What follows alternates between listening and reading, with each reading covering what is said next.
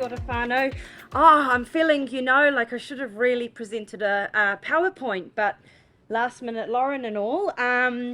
So I facilitate the Matrix program here at Salvation Army. And I would like to give you a snippet of what it is like on a daily for me in my mahi. So, where do we start? The clients that I'm presented with have complex needs. They've lost their tamariki. They've got Oranga tamariki involvement. They've got family court involvement. They're on the OST program, the opioid substitution program. They could be on the Maverick program up at Te Whatuora. They could present with low mood, suicidality, complex issues, gang, trauma, sexual abuse, domestic violence. Shall I go on? We all know. Middle? They also present with coexisting problems that have been unaddressed. How I engage. So assertive follow-up, multiple phone calls, multiple text messages, multiple emails to probation officers, or to the clients who are on conditions of no electronic devices. So the only way I can get through to them is via email or the Pōwhānau connector. The Pōwhānau connector going out and doing assertive outreach, which is something I don't do. Where am I at? So to me, engagement is the key. So when tangata whaiora presents to our service, they're coming through self-referrals, probation referrals.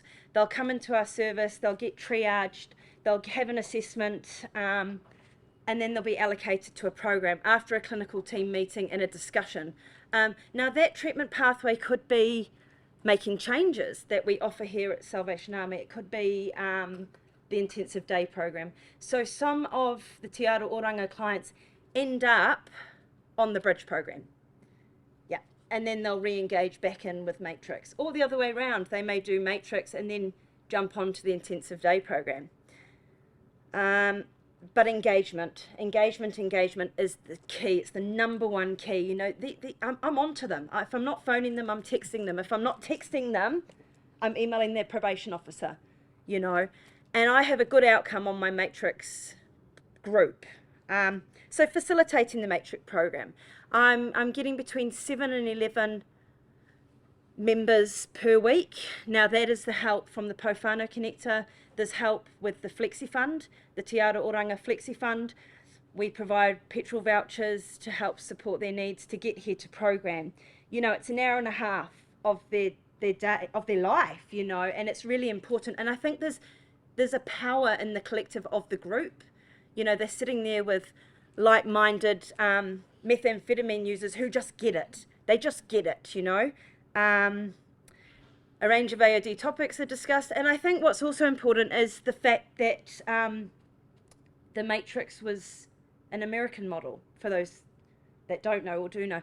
And I think it's important to know that it's adapted and to accommodate the needs of Aotearoa and Māori and Pacifica, which is predominantly my caseload. They like coming to Matrix. They do. They actually like coming. I really do encourage them to do. It's supposed to be a pick and mix menu of options. They're supposed to come to Matrix and then tap into other community supports throughout the week. So, for instance, Smart Recovery, Odyssey House Choice Workshop, NA, what else? Lots of things, And I really have to have connections in the wider community and encourage that, because coming just to an hour and a half group on a Monday is just not going to cut it. We're talking 15, 20 years of substance use. What I need to do my mahi. So I thought I'd talk to you about what I do need to do my mahi. It's important for me to have good rapport with Dr. Graham Judson, who provides mental health assessments to whaiora that present with coexisting problems or suicidality. So I can share that risk with someone other than my team, and I can share that with the wider Teo team at MDT meetings. Yeah, and his turnaround's pretty quick. He'll give me an appointment within 2 weeks, and then Pōwhānau Connector will support with the transport to the appointment. Yeah, and we get stuff done, you know. The referral pathways, I need to know about referral pathways. I need to know how to refer to detox. I need to know how to refer to Ngātahine. I need to know how to refer to higher ground. You know, I need to help facilitate that process. A lot of whaiora don't know. It's all too overwhelming for them to do that. Yeah, I've recently referred a client to higher ground, and he's going in next week. You know, he's going into Gracegate, and I've helped facilitate that process, and that's been a lot to organise. I need to know supports in the community. I need to have a connection to NA. You know, a trusted servant that will go along and hold their hand and sit with them at their first meeting. That's really important. I need to have connections with the police, the meth harm team. And I need to know that I can just pick up the phone and talk to Shane whenever something might come up. The practitioner forum. I need to be connected with other Te Ara Oranga practitioners so we can discuss what's on top, what's going on within our agencies, within our clients. I need to stay connected with the MDT meetings to share the risk, you know, any risk that has been identified. Suicidality, self-harm is shared with the Wairoteo staff.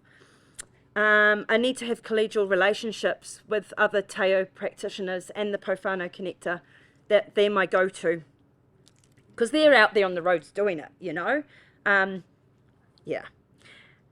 And then I thought I'd end with what I enjoy about my mahi. So where do I begin? I witness clients reduce their methamphetamine use, you know. I witness clients get their tamariki back, get houses, get out of emergency accommodation. I witness clients changing for the better, you know, because I understand the seriousness of methamphetamine addiction, and the chaos it causes. You know, it's like chaos to calmness, you know. And here at Salvation Army is a very kind place to work. You know, I was always taught throughout my training to offer a cup of tea and a kai, you know, and we do that here. I see hope, and I see hope in whaiora that, you know, there's change is always possible, regardless of the circumstances. And I do feel privileged to walk alongside each and every one of them who are struggling with methamphetamine addiction. Yeah. And lastly, I'd just like to thank my colleagues for the continuous support, and I couldn't do my job without my boss Richard, and my clinical team leader Karina, and all the caseworkers here at Salvation Army. So thank you for your encouragement, araha, and support.